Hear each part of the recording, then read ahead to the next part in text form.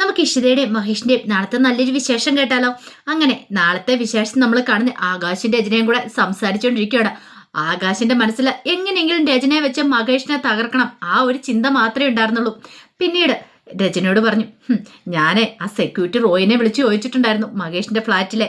എന്താണെങ്കിലും ഈ പറയുന്ന ഇഷിതയും മഹേഷും തമ്മിൽ അത്ര നല്ല അടുപ്പത്തിലല്ല. എനിക്ക് തോന്നേ അവർ തമ്മിൽ എന്തോ ഒരു പിണക്കമുണ്ടെന്ന് തോന്നിയെന്ന് പറയണം. രചന പറഞ്ഞു, അത് ഉറപ്പായിരിക്കും ആകാശെന്ന് ചോദിക്കാം. പിന്നല്ലാതെ, അല്ലെങ്കിൽ പിന്നെ അവൻ തന്നെ എന്തിനാ ഗാർഡനിലൊക്കെ പോയി ഇരിക്കണേ? അത് സന്ധ്യസമയത്തും രാത്രി സമയത്തൊക്കെ അവൻ പോയി അവിടെ ഇരിക്കുവാന്ന്.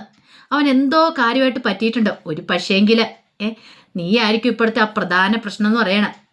നിന്നെ ചൊല്ലി മിക്കവാറും അവർ രണ്ടുപേരും തമ്മിൽ എന്തേലും ഇഷ്യൂ ഉണ്ടായിട്ടുണ്ടോ എന്ന് പറയാൻ പറ്റില്ലെന്ന് പറയാം. ഇത് കേട്ടപ്പോൾ രചന പറഞ്ഞു, അങ്ങനെ എന്തേലും ആണെങ്കിൽ ഞാൻ ചില തീരുമാനങ്ങളൊക്കെ എടുത്തിട്ടുണ്ട്. എനിക്ക് രണ്ടെണ്ണത്തിനെ തകർക്കണം. ഒരു കാരണവശാലും ഇഷിത മഹേഷിന്റെ ജീവിതത്തിൽ പാടില്ല. കാരണം ഇഷിത ഉള്ളതുകൊണ്ടാണ് എനിക്ക് എൻ്റെ മകളെ കിട്ടാത്ത. എൻ്റെ മകനെയും കൂടെ അവൾ കയ്യിലെടുത്തോണ്ടിരിക്കുവാന്ന് പറയണേ. ആകാശ് പറഞ്ഞു, ഞാനല്ലേ പറയണേ, ഞാൻ നിന്റെ കൂടെ ഇല്ലേ, പിന്നെ നീ എന്തിനാ ടെൻഷൻ അടിക്കണേ? നീ ധൈര്യമായിട്ടിരിക്കുക രചന. നമ്മളിനി ചെറിയ കളികളൊന്നും അല്ല നടത്താൻ പോകുന്നേ, കണ്ടില്ലേ? വലിയ കളികൾ തന്നെയാ. ആദ്യം ഒരു കാരണവശാലും പറഞ്ഞു കൊടുത്തില്ല. ചിപ്പിയെ നമ്മുടെ ഭാഗത്തേക്ക് കൂട്ടിക്കൊണ്ടുവരും. ഇഷിതയെ അവിടെ നമ്മൾ പറപ്പിക്കും. അതായിരിക്കും അടുത്ത ശ്രമം. അത് മാത്രമല്ല, അവിടെ പുകഞ്ഞു കത്തിക്കൊണ്ടിരിക്കുന്ന കാര്യം എന്താണെന്ന് നമുക്ക് അറിയണമെന്ന് പറയണം. അതിനൊരു മാർഗമുണ്ട്. അതിനുള്ള മാർഗം ഞാൻ കണ്ടെത്തിക്കോളാന്ന് പറയാം. അതെന്താ? അതിനുള്ള ഏറ്റവും നല്ല ബെസ്റ്റ് മാർഗം എന്താണെന്നറിയാവോ? ഈ പറയുന്ന മഹേഷിന്റെ ഒരു പെങ്ങളുണ്ടല്ലോ, അവളെ വെച്ച് മഞ്ചമ്മ വെച്ച് നമുക്കൊരു കളി കളിക്കാന്ന് പറയണം. അതിന് അവരവിടെ ഇല്ലല്ലോ എന്ന് പറയാം. അവരെയൊക്കെ നമുക്ക് അങ്ങോട്ടേക്ക് വരുത്താം. അവരവിടെ കയറി പറ്റിയ പിന്നെ നമ്മൾ ഉദ്ദേശിക്കുന്ന പോലെ കാര്യങ്ങൾ നടക്കും. എന്താ ഏതാ എങ്ങനെയാന്നൊക്കെ നമുക്ക് പെട്ടെന്ന് തന്നെ അറിയാൻ സാധിക്കും എന്നൊക്കെ പറയാണ്. അത് കേട്ട് കഴിഞ്ഞപ്പോഴത്തേനും രചനയ്ക്കും ഭയങ്കര സന്തോഷമായി. പിന്നീട് രചന അങ്ങോട്ട് കയറിപ്പോയപ്പോൾ ആകാശം ഓർത്തു, പാവം, ഇവൾക്ക് അറിയത്തില്ലല്ലോ താൻ ചെയ്തുകൊണ്ടിരിക്കുന്നത് എന്താന്ന്. കാരണം കുറച്ചു മുമ്പ് വരെ കാമുകിയുമായിട്ട് സല്ലപിച്ചുകൊണ്ടിരുന്നവനാണ് ആകാശ്. രചന വന്നു കഴിയുമ്പോൾ പെട്ടെന്ന് അവിടെ കോളങ്ങോട്ട് കട്ട് ചെയ്ത് രചനെ വേറെ കോളാന്നും പറഞ്ഞ് വിശ്വസിപ്പിക്കുകയോ ചെയ്തേ. എന്നിട്ടാണ് അവൻ ഈ നാടകം മൊത്തം കളിച്ചുകൊണ്ടിരിക്കുന്നത്. പക്ഷെ രചനയ്ക്ക് അതൊട്ടും മനസ്സിലായതുമില്ല. രചനയ്ക്ക് അറിയാം എന്തൊക്കെയോ ചുറ്റിക്കളികളുണ്ടെന്ന് അറിയാം. പക്ഷെ ഇത്രയും വലിയ മുട്ടം പണിയാ കൊടുക്കുന്നതെന്ന് അറിയത്തില്ല. രചന ഇല്ലാത്ത സമയത്ത് ആകാശ് തൻ്റെ കാമുകിമാരുമായിട്ട് സൊള്ളും. ഒന്നൊന്നും അല്ല, കുറേ എണ്ണങ്ങളുണ്ട്. ഇന്ന് ഒരാളുടെ കൂടെ പിറ്റേ ദിവസം വേറൊരാളുടെ കൂടെ. അങ്ങനെയാണ് ഇപ്പോൾ ആകാശിൻ്റെ സ്വഭാവം. അതുകൊണ്ട് മാത്രമാണല്ലോ ആകാശ് രചനയെ വിവാഹം കഴിക്കാത്തത്. രചനയാണെങ്കിലോ ആകാശം എന്ന് പറഞ്ഞിട്ടാണെങ്കിൽ തനിക്ക് എന്തോ സ്വർഗം പണിത് തരുമെന്നുള്ള രീതിയിലാണ് രചനയുടെ ഇരിപ്പ്. പക്ഷെ ഈയിടെയായിട്ട് അതിന് ഇത്തിരി ഒന്ന് കോട്ടം തട്ടിയിട്ടുണ്ട്. ആകാശിൻ്റെ സ്വഭാവത്തിൽ വന്ന മാറ്റങ്ങളും കാര്യങ്ങളൊക്കെ ആയിരുന്നു അത്. എന്നാലും ആകാശാണ് തൻ്റെ ജീവിതത്തിലെല്ലാം എന്ന് വിശ്വസിച്ചാണ് രചന ഇപ്പോഴും മുന്നോട്ട് പോയിക്കൊണ്ടിരിക്കണ തന്നെ. പിന്നീട് പിറ്റേ ദിവസമായി കഴിഞ്ഞപ്പോഴത്തേനും മഞ്ജിമ വരുന്നുണ്ട് 101ലേക്ക്. മഞ്ജിമ അങ്ങോട്ട് വന്നു കഴിഞ്ഞപ്പോൾ രാമനാഥനാണ് പോയി കഥ തുറന്നത്. മഞ്ജിമയെ കണ്ടപ്പോൾ രാമനാഥൻ ചോദിച്ചു, മോളോ ഇതെന്ത് പറ്റി? ഒരു പ്രത്യേക മുന്നറിയിപ്പൊന്നും ഇല്ലാതെ? ഓ, എൻ്റെ വീട്ടിലേക്ക് വരാനായിട്ട് എനിക്ക് മുന്നറിയിപ്പൊക്കെ വേണമെന്ന് ചോദിക്കാം. അല്ല, കുറേ നാളായിട്ട് നീ ഇങ്ങോട്ടേക്ക് വരുന്നില്ലായിരുന്നു, അതുകൊണ്ട് ചോദിച്ചാ. ഞാൻ എന്തിനും ഇങ്ങോട്ടേക്ക് വരണം? എല്ലാവരും കൂടെ കൂടിയിട്ട് എൻ്റെ കൈലാസേണ്ണ അകത്താക്കാൻ ശ്രമിച്ചില്ലേന്ന് ചോദിക്കാം.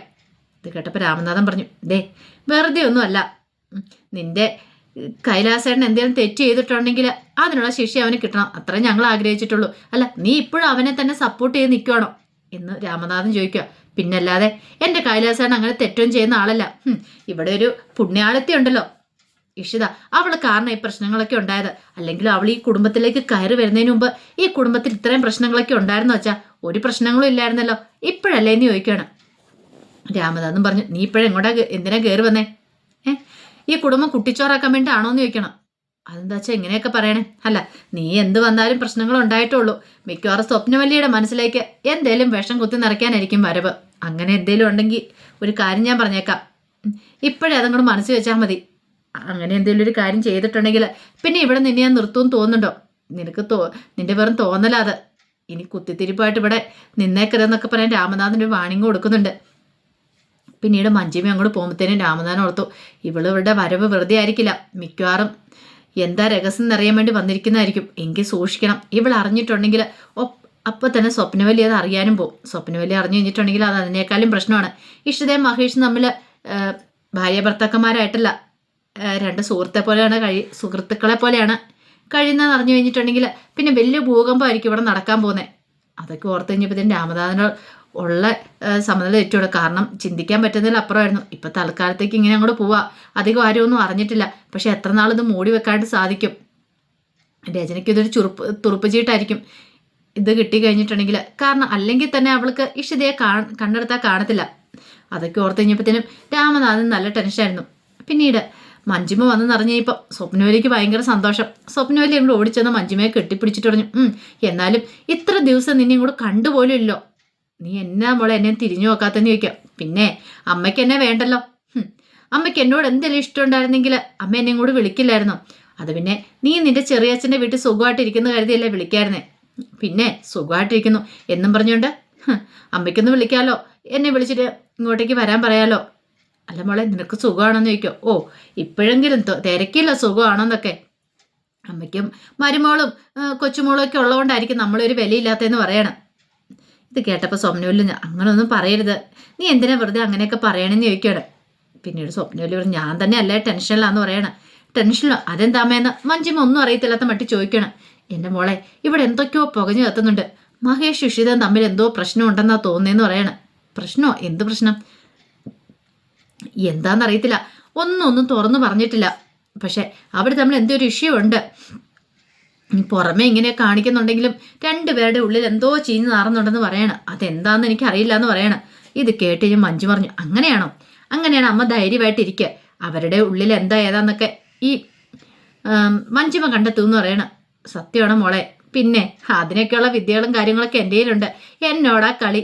മഞ്ജിമ ആരാന്ന് ആർക്കും അറിയില്ല എന്നൊക്കെ പറയണം. പിന്നീട് മഞ്ജിമ അങ്ങോട്ട് അകത്തേക്ക് കയറിപ്പോയി. ഈ സമയം സ്വപ്നവലി ഓർത്തു, ഓ ചിലപ്പോൾ അവൾക്ക് ചിലപ്പോൾ കണ്ടെത്താൻ പറ്റുമായിരിക്കും, എന്താ പ്രശ്നം എന്ന് കണ്ടെത്താൻ പറ്റുമായിരിക്കും എന്നൊക്കെ ഓർക്കുകയാണ്. അതിനുശേഷം എന്ത് ചെയ്യാണ് മഞ്ജിമ? നേരെ ചിപ്പിമോളുടെ അടുത്തേക്കാണ് ചെല്ലുന്നത്. അപ്പോൾ ചിപ്പിമോളുടെ അടുത്ത് ചിപ്പിമോള് ഞാഹാ അപ്പം ഇതെപ്പോൾ വന്നെന്നൊക്കെ ചോദിക്കുകയാണ്. ഇതേ ഞാനിപ്പോൾ വന്നോളൂ, മോളെന്ത് ചോദിക്കുക? ഞാൻ ഹോംവർക്ക് ചെയ്യാന്ന് പറയണം. പിന്നീട് ചോദിച്ചു, അല്ല മോളുടെ അമ്മ എന്തെന്ന് ചോദിക്കുക. ഇഷിതാമ്മയാണോ? ഇഷിതാമ്മ അവിടെ മുറി കാണുമെന്ന് പറയാം. പിന്നീട് വിശേഷങ്ങളൊക്കെ തിരക്കണ സമയത്ത് അങ്ങനെ ചിപ്പിമോളുടെ മനസ്സിൽ എന്തെങ്കിലും ഉണ്ടോ, ഇഷിതയും മഹേഷ് തമ്മിൽ എന്തെങ്കിലും പ്രശ്നങ്ങളൊക്കെ ഉണ്ടോ എന്നറിയാൻ വേണ്ടിയിട്ട് പതുക്കെ ഒന്ന് എറിഞ്ഞു കൊടുത്തു നോക്കണം മഞ്ജിമ. അതെ ഈ ഇടയായിട്ട് മോളുടെ അമ്മയും ഡാഡിയും തമ്മിൽ അത്ര രസത്തിലല്ലേ എന്ന് ചോദിക്കും.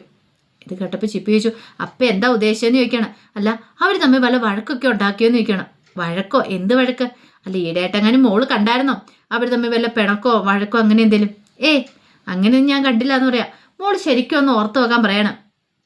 എനിക്ക് തോന്നുന്നു അവർ തമ്മിൽ എന്തോ ഒരു പ്രശ്നമുള്ള പോലെ തോന്നുന്നുണ്ട്. രണ്ടുപേരും അങ്ങോട്ട് സംസാരമൊക്കെ കുറവല്ലേന്ന് ചോദിക്കും. അപ്പോഴേക്കും ചിപ്പിമോള് പറഞ്ഞു, അപ്പം വന്ന എന്തിനാ അവരെ രണ്ടുപേരും തമ്മിൽ തല്ലിക്കാനാണെന്ന് ചോദിക്കണം. അത് കേട്ടപ്പോൾ മഞ്ജിമയുടെ മുഖം അങ്ങോട്ട് മാറി. മഞ്ജു പറഞ്ഞു, അല്ല മോളെ അത് പിന്നെ ഞാൻ അപ്പായിക്ക് ഇപ്പം എന്താ അറിയേണ്ടത്? അവർ തമ്മിൽ പിണക്കുവാന്നോ? ഒരു കാര്യം ചെയ്യാം, ഡാഡിയോ അത് പോയി ചോദിച്ചു നോക്ക്. ഡാഡി പറയുമല്ലോ, പിന്നെ എന്തിനാ എന്നോട് ചോദിക്കണം എന്ന് ചോദിക്കാം. അല്ല അത് പിന്നെ ഞാൻ മോളുടെ ഡാഡിയോട് എങ്ങനെയാ പോയി ചോദിച്ചു നോക്കുന്നേ, അതുകൊണ്ടല്ലേ. അതിനിപ്പോൾ എന്താ, അപ്പായിക്ക് ചോദിച്ചാൽ അപ്പായുടെ ബ്രദർ അല്ലേന്ന് ചോദിക്കണം. അത് കേട്ടപ്പം ഉത്തരം മുട്ടിപ്പോയി മഞ്ജിമയ്ക്ക്. എന്തേലും പറയാൻ പറ്റുമോ? പിന്നീട് മഞ്ജിമ ഒന്നും മിണ്ടാതെ കൂടെ എഴുന്നേറ്റ് പോവാണ്. ഈ സമയത്ത് മഹേഷ് പുറത്തേക്ക് അങ്ങോട്ട് ഇറങ്ങുകയാണ്. അപ്പോഴേക്കും ഇഷിത പറഞ്ഞ് ഞാനും വരുന്നുണ്ടെന്ന് പറയാണ്. അങ്ങനെ മഹേഷിനൊപ്പം ഇഷിതയും അങ്ങോട്ട് ഇറങ്ങി. കാരണം ആ വീട്ടിൽ വെച്ചൊന്നും സംസാരിക്കാൻ പറ്റില്ല. അവർ തമ്മിലുള്ള പ്രശ്നത്തെക്കുറിച്ച് സംസാരിച്ചിട്ടുണ്ടെങ്കിൽ ബാക്കിയുള്ളവർ അറിയുമല്ലോ. പിന്നീട് പുറത്തിറങ്ങി ഗാർഡൻ്റെ അങ്ങോട്ടേക്ക് എല്ലുകയാണ്. ചെന്ന് കഴിഞ്ഞപ്പോഴത്തേനും ഇഷിത പറഞ്ഞു, അച്ഛൻ എന്തൊക്കെയോ അറിഞ്ഞ മട്ടുണ്ട്. മിക്കവാറും എൻ്റെ അച്ഛൻ പറഞ്ഞിട്ടുണ്ടായിരിക്കും ഇവിടുത്തെ അച്ഛനോട് നമ്മളുടെ പ്രശ്നത്തെക്കുറിച്ചൊക്കെ. മഹേഷ് പറഞ്ഞു, അതെ അച്ഛൻ്റെ ഒരു സംസാര രീതിയിൽ തന്നെ അത് വ്യക്തമാകുന്നുണ്ടെന്ന് പറയാണ്. ഈ സമയം ഇഷിത പറഞ്ഞു, ഇനിയിപ്പോൾ എന്ത് ചെയ്യും? അമ്മയൊക്കെ അറിഞ്ഞിട്ടുണ്ടെങ്കിൽ പ്രശ്നമാവില്ലെന്ന് ചോദിക്കുക. ആണോന്നോ? എന്ത് ചെയ്യേണ്ടതെന്ന് എനിക്കറിയില്ല എന്ന് പറയണം. ഈ സമയം ഇഷിത പറഞ്ഞു, അതിനേക്കാൾ ഉപരി ചിപ്പിയുടെ കാര്യം ഓർത്തിട്ടാ. അവൾക്ക് നല്ല പ്രതീക്ഷയുണ്ട് ഒരു അനുജനെ അനുജത്തിയെ വരുമെന്ന്. അല്ലെങ്കിൽ അവൾക്ക് അവളുടെ ആദ്യേട്ടം വരണം. ഇത് കേട്ടപ്പോൾ മഹേഷ് പറഞ്ഞു, ചിപ്പിയുടെ കാര്യം ഓർത്തിട്ട് എനിക്കൊരു വല്ലാത്തൊരു വിഷമമുണ്ടെന്ന് പറയണം. അപ്പോഴേക്കും ഇഷിത പറഞ്ഞു, എന്തിനാ പേടിക്കണേ? ഉറപ്പായിട്ടും ആദ്യം വരുമെന്ന് പറയണം. ആദ്യം വരുമെന്നോ? അതേനെ ആദ്യം നമുക്ക് ഇങ്ങോട്ട് കൂട്ടിക്കൊണ്ട് വരാം. അതല്ല ഞാൻ ഇത്ര ധൈര്യത്തിലിരിക്കുന്നേ. ആദ്യം വന്നു കഴിഞ്ഞിട്ടുണ്ടെങ്കിൽ പിന്നെ ചിപ്പുമോളുടെ പ്രശ്നങ്ങളെല്ലാം മാറും. പിന്നെ അച്ഛൻ്റെ അമ്മയുടെ പ്രശ്നങ്ങളൊക്കെ മാറും. നമുക്കൊരു കുഞ്ഞില്ല എന്നുള്ള ചിന്തയൊന്നും അവരുടെ മനസ്സിൽ പിന്നെ ഉണ്ടാകത്തില്ല. ആദ്യം കൂടെ വന്നിട്ടുണ്ടെങ്കിൽ അവർ ഹാപ്പി ആയിരിക്കും. ചിപ്പിമോള് ഹാപ്പി ആയിരിക്കുമല്ലോ എന്ന് പറയണം. മഹേഷ് ഇത് സത്യമാണോ നീ പറയണെന്ന് നിൽക്കും. ഞാനെന്തിനാ കള്ളത്തരം പറയണേ? ഞാൻ ആദ്യം ഇങ്ങോട്ട് കൂട്ടിക്കൊണ്ട് വരും. അതല്ലേ ഞാൻ ഇത്ര ധൈര്യത്തോടെ ഇരിക്കുന്നേ. ഇനിയിപ്പം എനിക്ക് സ്വന്തമായിട്ട് കുഞ്ഞു പറക്കണമെന്നൊന്നും എനിക്കൊരു നിർബന്ധമില്ലെന്ന് പറയണം. അത് കേട്ടപ്പോൾ മഹേഷ് പറഞ്ഞു, നിനക്ക് അങ്ങനെ വിശ്വാസം ഉണ്ടെങ്കിൽ, ഉറച്ച് വിശ്വാസം ഉണ്ടെങ്കിൽ എനിക്ക് കുഴപ്പമില്ല. പക്ഷെ അറിയാലോ, രജനിയെ വിട്ട് അവൻ വരുമെന്ന് എനിക്കൊരു ഉറപ്പില്ലെന്ന് പറയണം. നമുക്ക് നോക്കാം, എന്തായാലും കുറച്ച് ദിവസം കൂടെ മഹേഷ് ഒന്ന് കാത്തിരിക്കുക എന്നൊക്കെ ഇഷിത പറയണം. അപ്പം അതിൻ്റെ വിശേഷങ്ങളൊക്കെ കാണുന്നത്. ആ വിശേഷങ്ങൾക്കായി നമുക്ക് എല്ലാവർക്കും കാത്തിരിക്കാം കേട്ടോ. ഒരിക്കൽ കൂടി എല്ലാവർക്കും ശുഭരാത്രി നേർന്നുകൊണ്ട് നിർത്തുന്നു. നന്ദി.